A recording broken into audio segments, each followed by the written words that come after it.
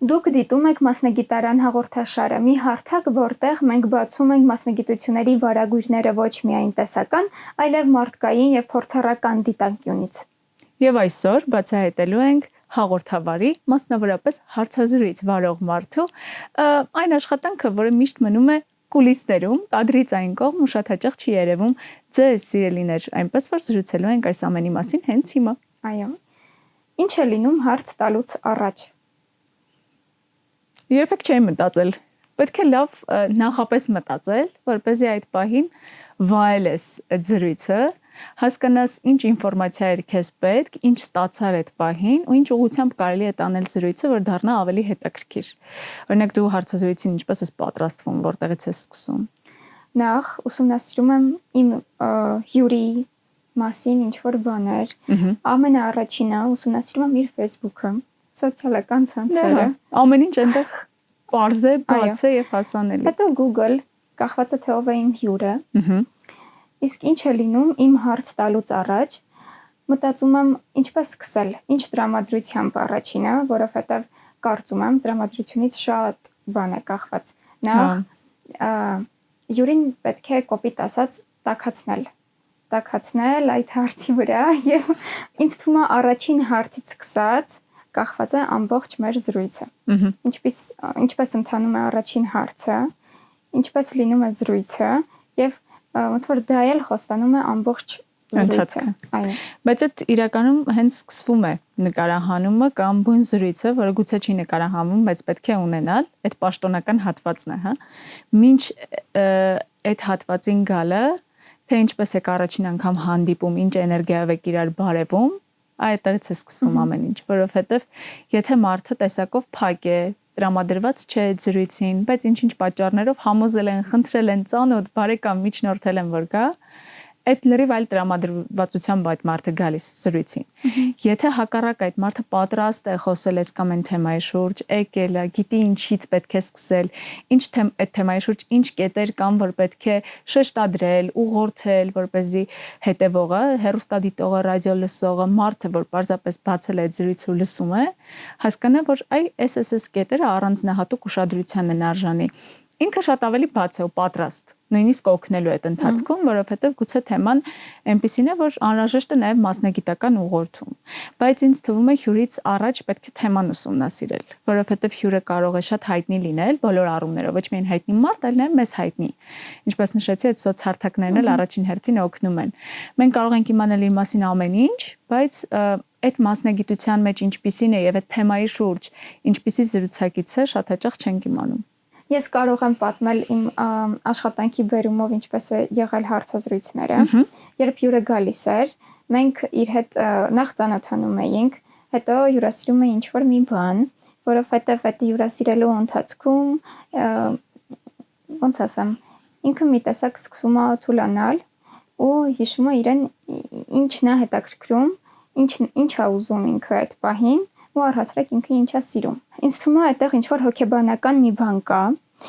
երբ որ մարդուն ինչ-որ բանը սիրում, ինքը բնականաբար ընտրում է այն ինչ-որ սիրում է,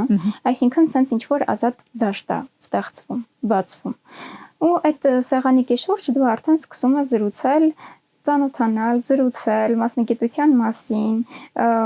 հարցերն ենք քննարկում նախապես, բայց իհարկե պետք է նշեմ նաև, որ բուն հարցերը երբեք չեմ տվել իմ հյուրին, որովհետև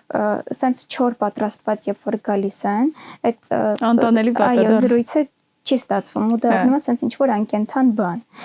Բայց մոտավորապես տեղեկացնում ենք, զրուցելու ենք թեմաների շուրջ։ Իրականում շատ ճիշտ է այդ տարբերակը, բայց չնայած կան նաև մարդիկ, որ խնդրում են ուղարկել ուղիղ հարցադրումները, թե ինչ հարցեր են սպասվում, որպեսզի պատրաստվեն, հետո գալիս են եթերում սկսում են կամ շատ վատ այդ պատրաստվածը ներկայացնել կամ ընդհակառակը այնքան լավ տրամադրվածությամբ են գալիս, որ կեսից այդ հարցերը չես էլ տալիս, որովհետև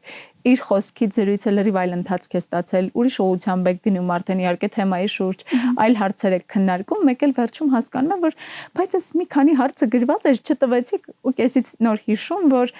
նախորդող ոչ մի հարցը գրված չէր, բայց որովհետև ինքը թեմային էր պատրաստ։ Կապ չունի թե այդ հարցը ինչպես է շարադրված, կապ ունի միայն թե ինչքանով է ինքը պատրաստ այդ թեմայի շուրջ քեզ հետ զրուցելու։ Բայց նախապես իհարկե երբ ունենում են հարցերը, անվտանգության բարձիկներն են, էլի հյուրի համար, որը գուցե կոմպլեքսավորվում է տեսախցիկներից, գուցե իր մասնագիտությունը բացարձակ հեռու է այն աշխատանքից, որտեղ հիմա որպես հյուր նա հրավիրված է։ Ու այդ առումով օրինակ բարդ հյուրեր են երաժիշտները։ Անսահման տաղանդավոր մարդիկ հայտնվում են տաղավարում որպես հյուր ու պետք է խոսեն, երբեմն խոսում են շատ վատ, որովհետև ասում են թե մերը նվագելն է, մենք ավելի լավ է մեր գործիքը տվեք նվագենք, քան երկար պատմենք այդ գործիքի մասին։ Երբեմն շատ վատ խոսում են բժիշկները, որովհետև թեման կոմպլեքսավորում է իրենց, թեման կոմպլեքսավորվում է հարցազրույցը վարող մարդուն, լրագրողին տեսանյութ նկարելու կամ զրույց ունենալու ընթացքում, ու հասկանում ես, որ այստեղ ինչ որ մի պատ կա, խանգարում է երկուսին ավելի ջերմ ու մտերմիկ զրույց ունենալուն, բայց բացի հաղորդավարի ու լրագրողի աշխատանքից առհասարակ մարդկային շփման մեջ էլ շատ կարևոր է առաջին հերթին հիշել զրուցակցի անունը։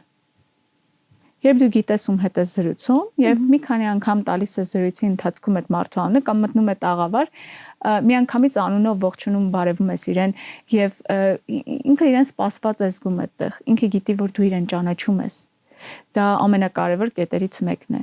Անտանելի վատ կարող է գնալ զրույցը, եթե դու տեղյակ չես թեմայից, դու չգիտես թե այդ մարդը ինչ գործառույթ ունի այդ աշխատանքի շրջանակներում, ու ասում ես ներեցեք կներկայացնեք ինչ էր ձեր արած, ինչ էիք անում դուք, որ խնդրեմ կասեք ինչից խոսենք։ Շնորհակալություն, ոչինչից ես գնում եմ, հա։ Դիմացինին կոմպլեքսավորի դա։ Այդ միանշանակ կոմպլեքսավորի։ Իրականում հարցազրույցին պատրաստ ես ինձ երբեք լրագրող չեմ համարել, որովհետև ես լրագրող չեմ, իսկ դա բավականին բարդ, գեղեցիկ ու միևնույն ժամանակ շատ մեծ ջանքեր գործադրելուն տեղ է տալիս, որովհետև մենք պետք է այդ աշխատանքը 24/7 իրականացնենք։ Մի րոպե դու բաց թողեցիր այս արագ գնացող գնացքից, դու չես հասցնի այդ ինֆորմացիային հետևել։ Մի րոպե բաց թողեցիր, թե աշխարհի այս կամ այն անկյունում Չինաստանում ինչ տեղի ունեցավ, չգիտեմ, Միացյալ Նահանգներում ինչ օրենք ընդունվեց, վաղը դու չես հասկանա, թե այս աշխարհը ինչ ռիթմով է սկսել շարժվել, որովհետև բաց ես թողել այդ մի րոպեն։ Ու դրա համար լրագրողները, հաղորդավարները ասենց ամեն ինչի մասին պիտի ինֆորմացիա ունենան, էլի, չգիտեմ, կրթության ոլորտում այս կամ այն օրենքի փոփոխությունից, առողջապահության այս նորամուծությունից, գիտական այս մարդու այս աստիճանի կամ կոչումի ունենալուց, մինչև, չգիտեմ, Մարսի սիմուլյացիոն ծրագիրը, որ իրականացում է Հայաստանում, ու հասկանում ես, որ դու մեծ հաշվով գիտես ամեն ինչ տեղի ունենում, որովհետև օրվա զրույցի հետ գալիս է թեման, որը քեզ տալիս է նոր գիտելիք։ Ու այս էլ է շատ կարևոր, այդ նոր գիտելիք ստանալը, թե դու որքանով ես բաց նոր թեմա ուսումնասիրելու համար։ Օրինակ ամենաբարդ զրույցը քո ո՞րն է եղել։ Իմ ամենաբարդ զրույցը, ինչպես նշեցիր, բժիշկների հետ կար մի բժիշկ, սրտաբան, Այ աններ չտանք։ Ինչու եմ ուզում նշել սրտաբան, որովհետև իրենց մոտ իրականում կարդացել եմ մի ինֆո, որ սրտաբանները իրենք շատ փակ մարդիկ են։ Չգիտեմ ինչքանով է դա համապատասխանում, ինչքանով ոչ, մարդկային առումով հոգեբանական տեսանկյունից ասում են, որ իրենք բավականին փակ են։ Չգիտեմ։ Ինչով էր Փորձդ ինչ ցույց տվեց։ Ինչով էր բարդ այդ զրույցը, որ իրենք խոսում էին եւ հայերեն, եւ ռուսերեն, եւ հարցին պատասխանում էին տարբեր ձև։ Այսինքն, եթե ես հետո նստեի այդ հարցազրույցը խմբագրելու, ես պետք է իր ամբողջ իր պատասխանը մի հատ ամբողջությամբ հանձնեի թղթին, հասկանայի իր պատասխանածից կոնկրետ որն է վերաբերում համապատասխանում իմ հարցին, եւ որ կարողանայի ես գրել, շարադրել նորմալ պատասխան։ Իրենք խոսում էին մի հատ աչից, մի հատ ձախից։ Իրականում հարցազրույցի ընթացքը այդքան էլ բարդ չէր, որովհետև պատրաստված էի, բայց այն խմբագրելու ընթացքը դաժան էր։ Եղել է իմ ամենադժվար հարցազրույցը ու խմբագրել եմ գրեթե 1 օրից ավել։ Օ, շատ դժվար է, հա։ Հա, շատ դժվար։ Այդ մոնտաժն էլ մտքում, երբ որ զրույցը վարելու ընթացքում սկսում ես քիչ-քիչ մոնտաժել հյուրին, թե տեսանյութի համար, թե զրույցի ընթացքում, որովհետև երբեմն օրինակ ուղիղ եթերում աշխատանքը չես կարող մոնտաժել։ Հյուրը խոսում է այն, ինչ 1-2 վայրկյանի տարբերությամբ հայտնվում է եթերում։ Դու այս դեպքում կարող ես մոնտաժել այնքանով, ինչքանով կարող ես ընդհատել այդ պահին հյուրին, ու ասել թեման փոխել, թեման շարունակել, բայց երբ որ դու միանգամից, հա, մկրատով կտրում ես այդ զրույցը եւ ուրիշ տեղից բերում այդ հարցը կպցնում ես, ոնց մոնտաժում չի կպնի սիրուն, թե թեմայով, թե կադրով, թե որևէ կերպ սիրուն չի լինի դա։ Նույնը ուղիղ եթերում այդ զրույցի ընթացքն է։ Ու պիտի փորձես ամենաանհավանական տեղից բռնել այդ զրույցը, վերել, հարմարեցնել այն թեմային, որը ուզում ես շարունակվի։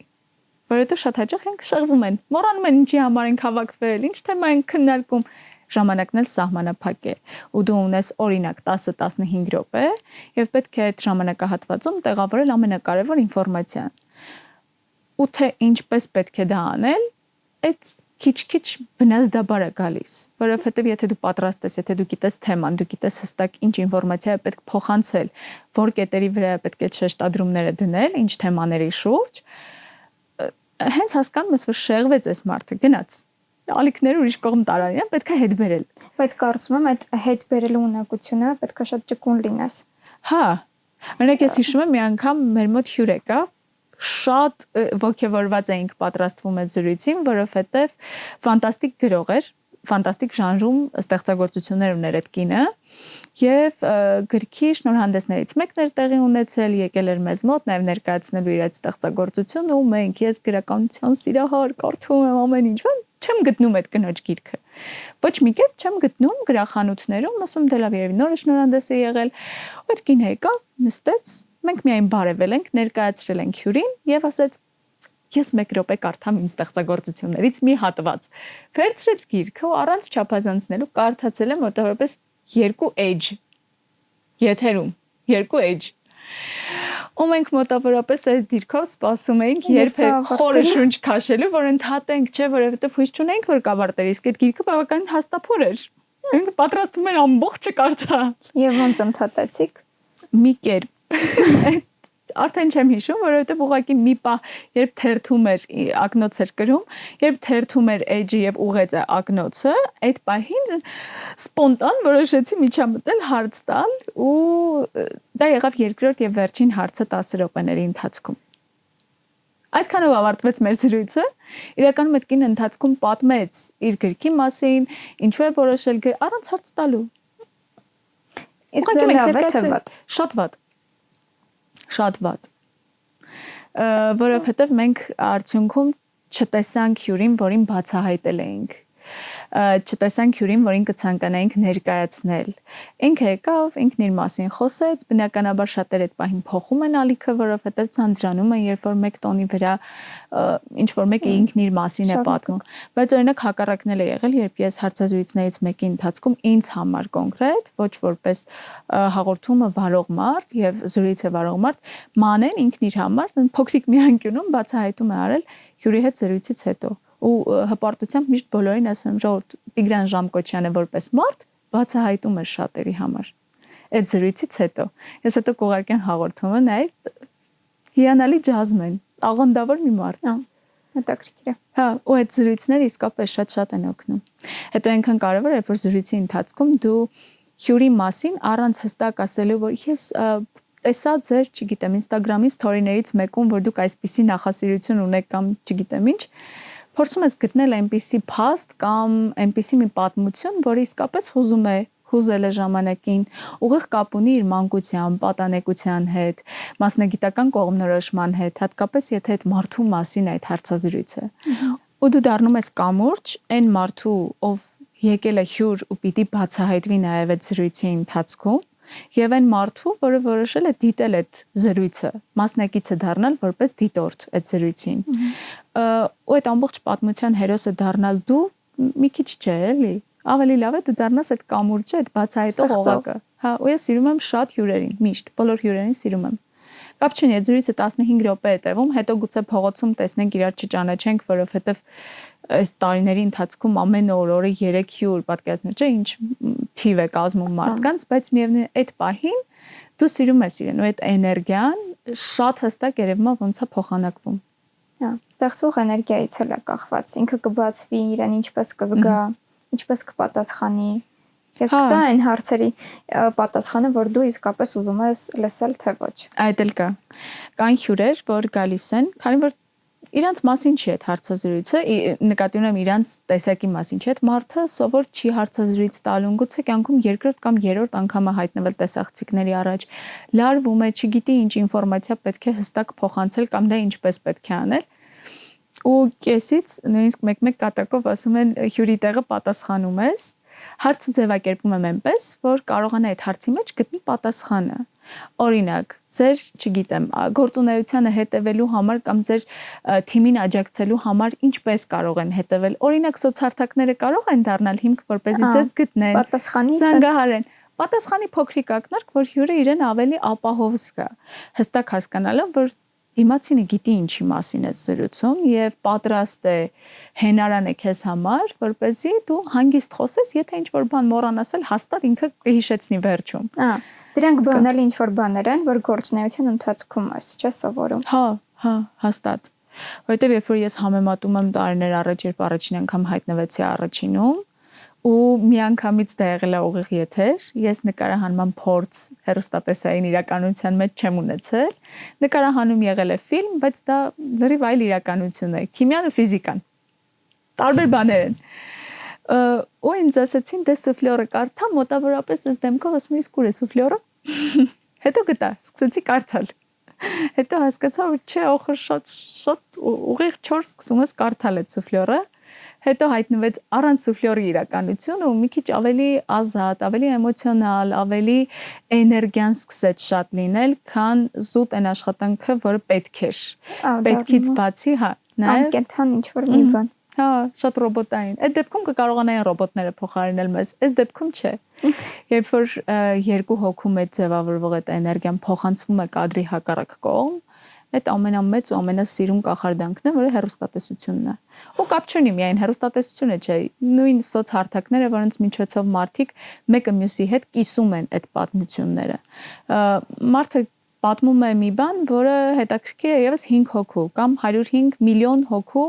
ու այդ միլիոն մարդը հետևում է իրեն, որովհետեւ գիտի կարևոր ինֆորմացիա է ստանալու, իր համար կարևոր։ Դա կապ չունի ինչ ոլորտից կլինի, գուցե, չգիտեմ, տան դիզայնից լինի կամ բազմոցների մասին պատմություն լինի։ Եթե այդ մարդուն հետաքրքիր է, ինքը քեզ հաստատ կգտնի։ Այո։ Այդ ամենակարևորը հետաքրքիր լինելն է, ինձ թվում է։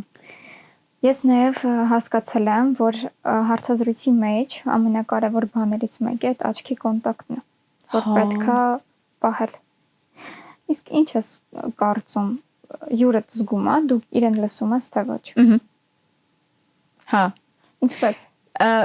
Փորձել ես մի քանի հաղորդավարով զրույց վարել։ Այո, փորձես ուշադիր եղի, երբ դու հստակ, կենտրոնացած, լսում եւ հասկանում ես հյուրին, ինքը այդ 5 հոգի նստած լինի, 5-ից կմիանա քո աչքերին։ Ոնց ու թեքվում միանում է քեզ։ Ու սկսում պատմել, ու պատմում է այն մարդուն, որը իսկապես լսում է իրեն։ Ես չեմ սիրում այն հաղորդավարները, որ հարց են տալի, մոռանում են։ Ամեն ինչի նայում են բացի հյուրից։ Հա։ Հատկապես երբ իրենք գիտեն հստակ, որ իրենք կադրում չեն։ Կամ հյուրին հարցը տալիս են, հյուրը ոգևորված, հուզված, շատ էմոցիոնալ սկսում է պատասխաններ տալ,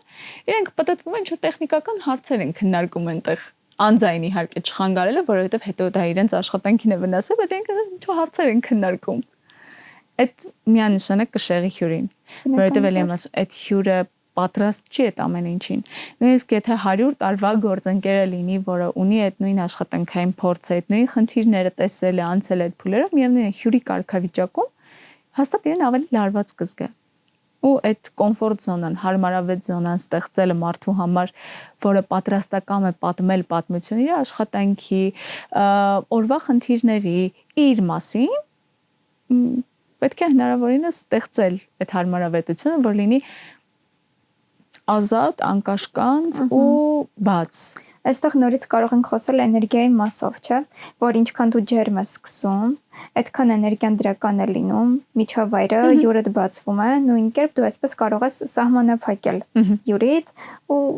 հարցազրույցը ուղղակի չի ստացվում։ Բայց սահմանափակել ոչ միայն էներգիայով, այլ նաև հարցերով։ Լրագրողական էթիկայի մեջ կան նորմեր, որոնք բացի գրված օրենքներից նաև չգրված օրենքներ են իրենցից ենթադրում ու պահանջում։ Կան թեմաներ, որոնց մասին խոսելը դժվար է հյուրի համար, կամ առանց ասելու դու հստակ այդ մարդուց հասկանում ես, որ պետք չի խոսել այդ թեմաների շուրջ։ Մենք ունեցել ենք այդ փորձառությունը 2020 թվականին, երբ COVID-ն էր, հետո պատերազմը։ Ու պատերազմի օրերին մեր տաղավարում հյուր էին գալիս մարդիկ, որոնք կորցրել էին իրենց տղաներին, անհետ կորած մարդկանց ծնողներ, չգիտեին իրենց որդիների, եղբայրների, հայրերի ճակատագրերի մասին, բայց իրենք գալիս էին ու պատմում էին, թե ինչպիսին է եղել այդ տղաները տանը, դպրոցում, ինչ երազանքներ ունեին, ու այդ մարդկանցից միայն կարելի էր վերցնել այդ ուժը եւ շարունակել, որովհետեւ մենք շատ հաճախ թևաթափ էինք լինում, մենք հուսահատվում էինք, հուսալքվում էինք, շատ ծանր էր այդ աշխատանքը ուղիղ եթերում անել զրույց մի մարդու հետ, որը մի քանի օր առաջ մասնակցել է իր երեխայի հուղարկավորությանը եւ խոսել այդ երեխայի մասին, խոսել արդեն անցյալով։ Ու այնքան սիրուն կապ էր ձևավորվել այդ ընթացքում մեր ու այդ ծնողներից շատերի միջև, որովհետեւ իրենցից շատերը դարձան մեր հավատարիմ հյուրերը, ինչպես կան հավատարիմ հեռուստադիտողներ, այդպես էլ կան հավատարիմ հյուրեր։ Օրինակ Տիկին Նազելին, Ալենի մաման, մեր շատ սիրելի Ալենի շատ սիրելի Տիկին Նազելին անդադար նորություններով գալիս է մեզ մոտ։ Ու երբ ինքը գալիս է կարծես իր հարազատ մարդկանց տուն, որովհետև գիտի մենք Ալենի մասին ամեն ինչ գիտենք։ Դպրոց, մանկապարտեզ, համալսարան, երազանքներ, նպատակներ, ստեղծած գրականություն, այդ իհարկե գալիս է նրանից, որ չնայած այդ ծանր օրերին, բայց մենք հստակ պատրաստվում էինք այդ զրույցներին, մենք գիտեինք ինչի մասին ենք զրուցելու։ Մենք գիտեինք ով է մեր հյուրը ու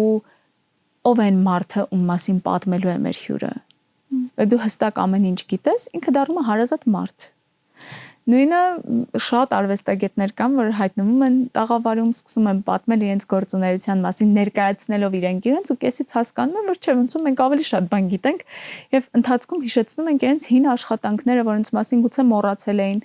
անհատական ցուցադրություն, որը եղել է տասնյակ տարիներ առաջ, բայց մենք հիշում ենք, գրի ենք առել դա, իսկ ինքը նույնիսկ այնքան շատ են եղել իր ուրախություն իրեն, որ մոռացել է այդ թվականը կամ վայրը, որտեղ եղել է այդ ցուցադրությունը, մենք հիշում ենք։ Ու այս ամեն ինչը էլ ավելի ջերմացնում է զրույցը, բայց իհարկե այդ ջերմ զրույցի եւ էներգիայի թիկունքում թաքնված է այն գիշերների, օրերի, ժամերի աշխատանքը, որը կատարվել է։ Ու այդ մենակ 1-2 search անելով չի, գիտես, այդ որոնումները, այդ զրույցները, ծանոթ բարեկամներ գտնելը,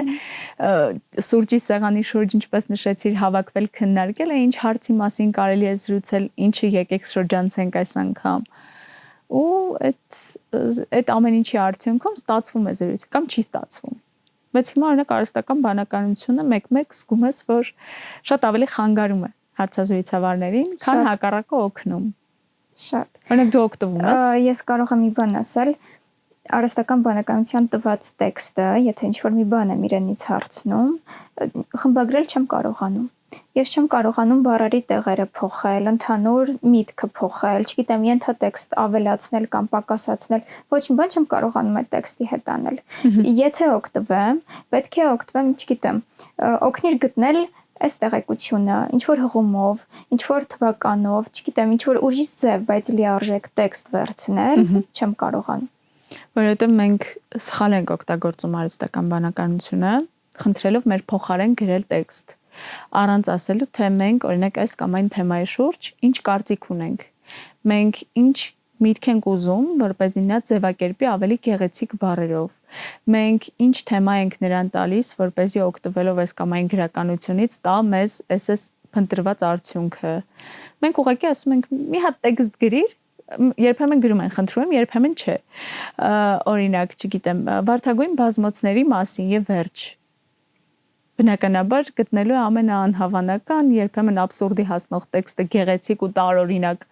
բառերով, որովհետև նա ամեն դեպքում արհեստական է, էլի։ Այո։ Ու տալու այդ արհեստական կեղծ զրո էներգիա ու էմոցիա ունեցող տեքստը։ Բայց հետաքրքիր է նաև, որ վերջում ինքը բերում է sense ինչ-որ հարցադրում, չէ՞, կուզես ավելացնեմ։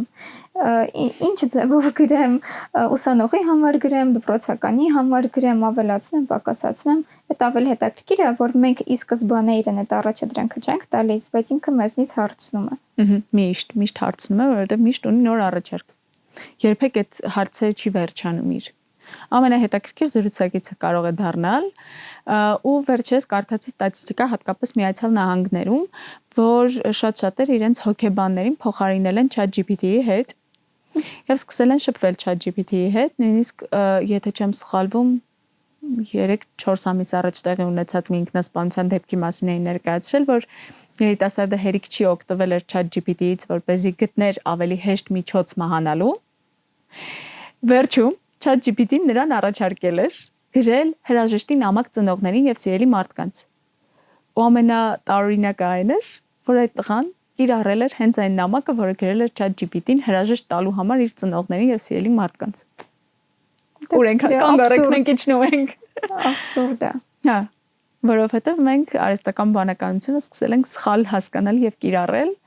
փոխարենը ինչպես ժամանակին կար համացանցը եւ հիշես այն փոքրիկ սարքերը, որոնք ափի մեջ տեղավորվում էին եւ կես կատակ կես լուրջ ասում ենք, որ ամբողջ աշխարհը մեկ ափի մեջ կարող ենք հիմա տեղավորել, նկատի ունենալով դրական կողմը համացանցի, որովհետեւ մենք ունենք հասանելիություն ամբողջ աշխարհի ինֆորմացիային։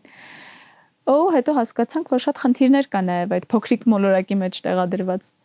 Հիմա նույնը արհեստական բանականությունն է անում։ Ուղղակի ինձ թվում է պետքա սովորել ճիշտ օգտագործել, ինչպես մենք օգտագործում ենք Google-ի որոնումը, զուտ ինչ-որ մի բան որոնելու համար, այդպես նաև պետքա օգտագործենք արհեստական բանականություն։ Ես նաև բախվել եմ մի խնդրի հետ, որ նույն հարցազրույցավարները իրենց հարցերը տալիս են ChatGPT-ին։ Կամ խնդրում են զուտ, որ այդ հարցերը կազմի ChatGPT-ին։ Ավելի վատ է կա, երբ թեման ուղղակի copy են անում եւ տեղադրում են այնտեղ, գրելով գրիր հարցերը այս թեմայի շուրջ։ Ու հետո այդ հարցերն են տալիս մարդկանց։ Հավատացեք, պարզա մի անգամից, որ դա չի գրել մարդը եւ գրել է դա արհեստական բանականություն, ինչքան էլ փոփոխեք, որովհետեւ զրույցը վարելու ընթացքում մենք հստակ գիտենք թեման եւ հյուրը գալիս է, հասկանում ենք ինչ կետեր է պետք շեշտադրել, ինչը չէ, եթե չկա նման խնդիր, սկսում ենք զրույցը ինչ-որ կետից, սկզբից։ Արհեստական բանականության զրույցները սկսվում են այսպես. աջ ձեռքով ձախականջ, անհասկանալի տեղից, անհասկանալի տեղում ավարտվում են, երբեմն կարևոր ինֆորմացիայի մասին ոչ մի խոսք կամ եթե նշված է թեմայի մեջ, ինչ-որ մի հարցի մեջ նշում կա։ Ու այդ հարցը տվողի դեմքից էլ է պարզ է, որ ինքը ChatGPT-ի փոխարեն է հիմա խոսում։ Իսկ վստահ եմ, որ հարցերը դու ես մշակում, դու ես գրում։ Լինում են հարցեր, որ զրույցի ընթացքում ուղղակի բաց ես թողնում։ Հա, շատ հաճախ։ Դրա համար մեծ մասամբ օրինակ գիտեմ, եթերը 10 րոպե է տևելու այդ զրույցը։ Եվ հարց որպես այդպեսին պետք է ունենալ ամենաշատը 4 հարց, հաշվի առնելով, որ 2 հաղորդավար ենք, օրինակ առավոտ լուսոյի դեպքը։ Ու այս դեպքում 4 հարցը նույնիսկ շատ է։ Եթե զրուցակիցը խոսում է, որովհետև 4 հարց պատասխանի դեպքում արդեն 10 րոպեն մոտավորապես կլրանա։ Ես միշտ ունենում եմ 6 եւ ավելի հարցեր։ Էլ չեմ ասում 10, 12, եթե թեման շատ հետաքրքիր է, առանձին գրում եմ բոլոր հարցերը։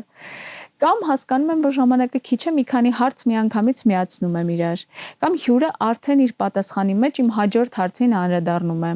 Երբեմն կա ավելի վատ տարբերակ, կոմերցիոն հյուրեր կան, որ նախապես իրենց հարցերը ներկայացնում են, որովհետև վճարովի եթեր է, մարդը վճարել է դրա համար, որպեսզի կա ինքն իրեն գովազդի։ Ու մեկ էլ դու տալիս ես առաջին հարցը, քանի որ նրանք շատ լավ պատրաստված են, միանգամից 3 հարցի պատասխանը տալիս են։ Եվ քեզ ուղարկել են ընդամենը 5 հարց, եւս 2 հարց ու ժամանակի եւս 5 րոպեն դեռ կա։ Ու դու եթե թեմային ծանոթ չեղար, բնականաբար ոչ մի բան չես կարողանալու անես։ Անիմաստ ջուր ծեծոցի։ Ամեն ինչից խոսելու ենք, բացի թեմայից։ Դրա համար պետք է ամեն դեպքում, նույնիսկ եթե դու ունես հարցերը, հստակ իմանաս ինչի մասին ես զրուցում։ Ու ոչ թե թեման կարդանք, մի հատ էլ էջը սկրոլ անենք, տեսնենք ինչ կա չկա։ Ունենաս քեզ համար այդ բարձիկները անվտանգության, որոնք հարցերի տեսքով կոմոդ գրված են։ Այո։ Նաև ամեն դեպքում նորից բախվում ենք այն առաջին խնդրի հետ, որ պետք է ամենաառաջինը թեման լավ ուսումնասիրած լինենք։ Տիրապետենք թեմային։ Ինչ եմ ասում թեման, որովհետև օրինակ հյուր է գալիս մեզ շատ ծանոթ մարդ, ընկեր, բարեկամ, հարազատ, ամեն ինչ գիտենք այդ մարդու մասին, բայց չգիտենք լավ մարզիչ է օրինակ, թե չէ։ Եվ խոսելու է առողջ ապրելակերպի մասին։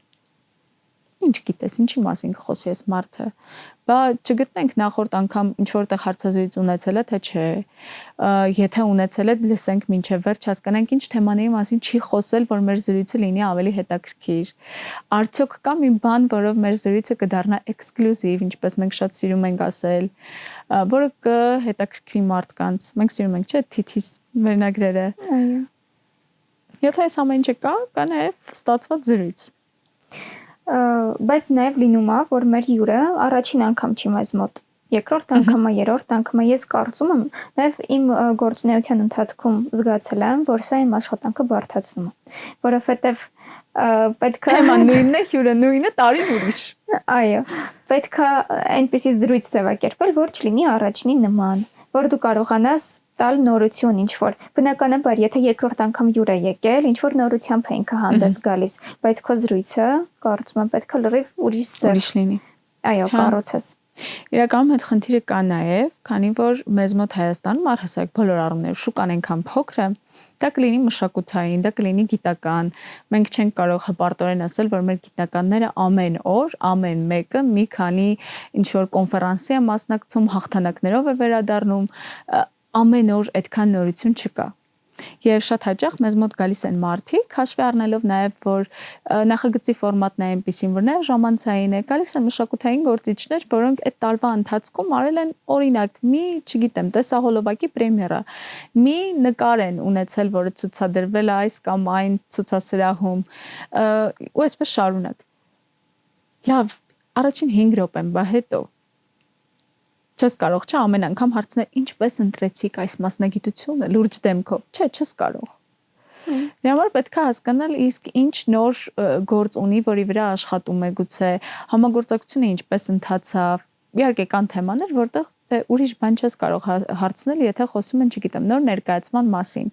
Պիեսից պետք է խոսել, ինչու ընտրվեց այդ պիեսը, որքանով է ժամանակավրեպ կամ հակառակը, այն թիմը, որը աշխատեց, ինչպիսին էր աշխատանքը ռեժիսորի հետ, հրավիրված էր թե ոչ, նմանատիպ հարցեր կան, որ դե հա լավ, բայց դա առաջին 5 րոպեն, բա հետո։ Ու այդ թեմայի մեջ լինելը, ոչ միայն ծանոթ, այլ նաև այդ ամենի մեջ լինելը, իսկապես հետաքրքիր կդարձնի զրույցը, բայց այդ մենակ այդ թեմայի մասին չէ, երբ որ մենք խոսում ենք այս սեղանի մասին, որը ապակի է վրան եւ ունի գեղեցիկ մի ոտք, բնականաբար այդ լավ, 1 րոպեն, բա հետո։ Պիտի իմանանք աշխարհում էլ ինչ սեղաններ կան, իհարկե որպես օրինակ, հա։ Նման չեն։ Հա, նման չեն, ովքեր են արտադրում, ինչ նորարարություններ կան աշխարհում, որքանով մենք համապատասխան աշխարհի ռիթմին, ու այս հարցերը իհարկե բոլոր թեմաների մասին կարելի է ունենալ մեր գլխում, հենց այդ հարցերին սկսում ենք պատասխանել, գալիս են այն հարցերը, որոնք կարելի է տալ հյուրին։ Այն թեմայի շրջանակներում, որը առաջարկվել է եւ քննարկվում է երկու կողմից, որովհետեւ երբեմն հաղորդավարը, հարցազրույցավարը թիմն է գտնում մարդուն ում հրավիրում է, երբեմն մարդն է դիմում, որ ինքը գա հյուր։ Ու դա է շատ կարևոր, էլի, ինքն է դիմել հյուր գալու համար, թե դուք եք գտել եւ խնդրել, որպեսզի գա։ Իսկ որ հարցազրույցն է ավելի հեշտ ընթանում այդ երկուսից։ Դա տարբերություն չկա։ Տարբերություն չկա, զուտ հարցերի եւ ընդհանուր թեմաների քննարկումներն են տարբեր դառնում, որովհետեւ երբ որ հյուրը ինքն առաջադրվում է, որպեսզի գա, ինքը հստակ ուզում է խոսել այն թեմաների մասին, որոնք ինքը ներկայացրել է,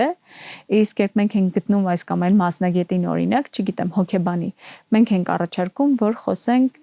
օրինակ երեխաների հոգեկան առողջության մասին տոներից հետո։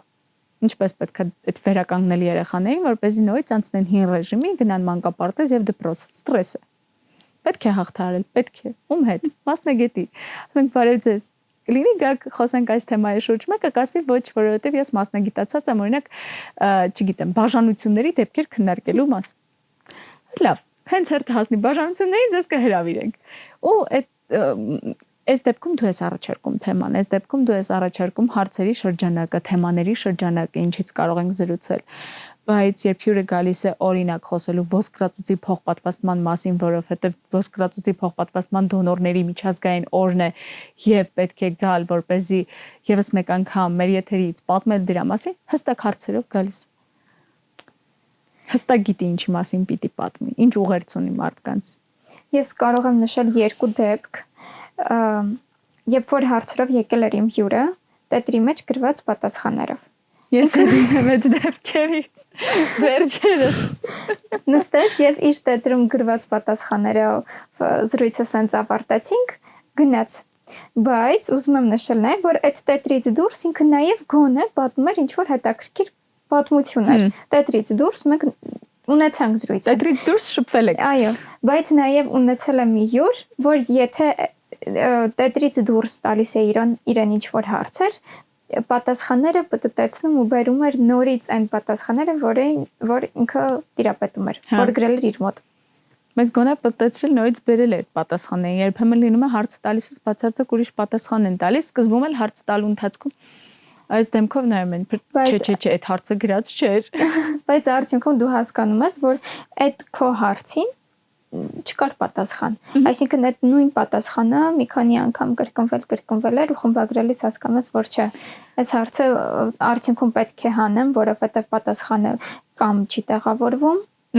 հարցի մեջ, կամ չի համապատասխանում։ Մի անգամ այդ նշածիդ նման շատ բարդ փորձառություն եմ ունեցել, բայց ոչ թե զրույցը վարելու, այլ սա նյութը մոնտաժելու ընթացքում նկարելու առաջին 3-4 րոպեից հետո հասկացա, որ ամեն ինչ շատ դժվար է լինելու, որովհետև ես նկարում էի տեսանյութեր, ռեպորտաժներ, թատրոնների ներկայացումների մասին։ Չգիտեմ այդ օրը ինչպես ստացվեց, մեր գործընկերներից մեկը վատառողջ էր ու արդեն պայմանավորված նկարահանում կար։ Միայն այդ օրը կարող էինք դա կազմակերպել, հիմա թեման չմանրամասնեմ։ Ու պիտի գնամ նկարելու։ Ասում լավ, հասել եմ։ Շատ մարդ կա։ Հիմա փորձում գտնել, թե ովքեր են այս ամենի կազմակերպիչները, գտա 2 տղայի։ Մեկը մյուսից բարձրահասակ, մեկը մյուսից թիկնեղ եւ հստակ հասկանում ես, որ այս մարդը չի խոսելու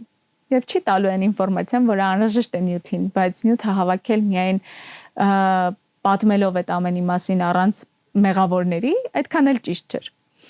Ու որոշեցի 1-2 հարց ընդամենը տալ, աշխարհի ամենահեշտ հարցերն են դրանք եղել, որպեսզի 10 հնարավորինս մեծ դաշտ իրենց պատասխանների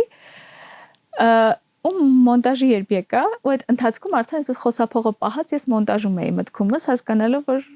մոտավորապես մի 10 բաժակ սուրճ է անհրաժեշտ եւ 1-2 գիշեր չքնել որ կարողանանք սրանց մի նյութ ստանալ մոնտաժի ընթացքում մեր մոնտաժողի հետ առերը արտասանած կտրելով ստացել ենք բառեր որպեսզի միտքը լինի լիարժեք Ահա անտանելի էր դա։ Ու վերջում ասում ինչ լավ էին խոսում։ Մոնտաժողին տվեք խնդրում եմ այդ մեդալները, որովհետև մեր սիրելի Արմինեն այսպես տանջվում էր ամեն տառը տեղափոխելով եւ բառ ստանալով։ Շատ դժվար է։ Ես ինչպես որ նշեցին ամենադժվար հարցազրույցը բժշկի հետ, սրտաբանի, որ տառապել է այդ հարցազրույցի վրա, դրանից հետո ես որոշեցի ինձ մոտ պահած այդ թուղթ գրիչի մեջ նշել իրենց տված լավ պատասխանների ու ձայնագրիչի րոպեն ու վայրկյանը, որ հետո խմբագրելիս ես լսեմ այդ վայրկյանը, որ կարողանամ հիշեմ, որ ես այդ վայրկյանը ամենակարևորն էր, որ պետք է օգտագործեմ ու մնացած ավելորդ ինֆորմացիան ուղղակի չլսեմ, որովհետև անտանելի էր։ Ու իրականում մինչև հիմա էլ այդ պրակտիկան օգտագործում եմ ու փրկությունը Հա, իրականում շատ կարևոր է, երբ որ դու պատրաստ ես, արդեն նաև հետարտադրական այդ աշխատանքին, դու նկարում ես ռեպորտաժ, զրույց, որը պետք է հետո մոնտաժվել, կամ մի ամբողջ հաղորդում, որը հետո պետք է մոնտաժել, դու հստակ գիտես, որը քեզ պետք չի։ Ինչն ես ջնջելու, կամ երբ որ թարմ ես մոնտաժում, ավելի արագ է լինում, քան 1-2 օր հետո, որովհետև դու հələ այդ պատմության մեջ ես, դու հիշում ես բոլոր դեպքերը, դրվագները, ամեն մի ասած բառը երբեմն ու արտահայտությունը, որը կարևոր էր, էմոցիոնալ էր, լավն էր, պետք էր պահել, որը պետք է ուղղակի հանել այդ պատմությունից, որը շահեկան չի քո զրույցին, որ պետք է հանել այդ պատմությունից։ Ու հա Բայց այդ նույն հակառակ կողմն էլ կա, մենք ունենք նաև լրագրողներ, իհարկե սա վատ օրինակ է լրագրողների, բայց ունենք որ զրույցից հանում են նախադասության կեսը, 1/4 եւ որոշում են դա վերնագիր դարձնել, դիտումներ ունենում են, բայց շատերը չեն կարդում։ Ու այստեղ խնդիր է առաջանում հարցազրույց տվող մարդու հետ, փչանում է այդ կապը Երբ որ դու հասկանում ես դու շատ ջերմ, շատ հանգիստ գնացել ես, սիրտդ բացել ես, քննարկումներ ես անում անձնական կյանքի, մասնագիտական կյանքի, գործունեության շատ այլ պատմությունների ու թեմաների մասին, ու մեկ էլ հասկանում ես, որ ինչ որ օդից ընկած մի վերնագիր կարող է դառնալ թեժ քննարկումների առիթ, բայց որևէ մեկը մինչև վերջ 1000-ից մեկն է, որ կկարողանա կարդալ։ Այս էլ լրագրության այդ վատ կողմն է, երբ որ կամ կեղծ ինֆորմացիա են սկսում տարածել ընդամենը մեկ լուսանկարի, մեկ կեղծ գրառման, կիսատ գրառման ինչ որ պատմություն է դառնում է հիմք, որպեսզի ստեղծվեն շատ այլ հոդվածներ, նյութեր, ու այս դեպքում ինձ թվում է, չգիտեմ ինչ պետք է անենք, որ քչանա այս թիվը։ Ինձ թվում է ոչինչ չեն կարող անել, որովհետև լրագրող մարդկային տեսակն է, որ բնականաբար բնավորության տեսանկյունից, մարդկային տեսանկյունից դառնում է, որ դու տվյալ լրագրողին պետք է փոխես, որ չունենաս նման պատկեր։ Օրինակ ես գիտեմ մի լրագրող աղջկա, իմ շատ սիրելի ընկերներից մեկն է, ինքը հրաժարվեց իր մասնագիտությունից, որովհետև ասաց ես այնքան մտերիմ հարաբերությունների մեջ եմ արդեն մարդկանց հետ, որպես լրագրող այն աշխատանքը, որ ես իրականացրել եմ, հիմա էլ չեմ կարողանա անել, որովհետև ես գիտեմ բոլորի մասին ամեն ինչ, բայց կան ինֆորմացիաներ, որ պետք չի դա հրապարակել։ Իսկ ես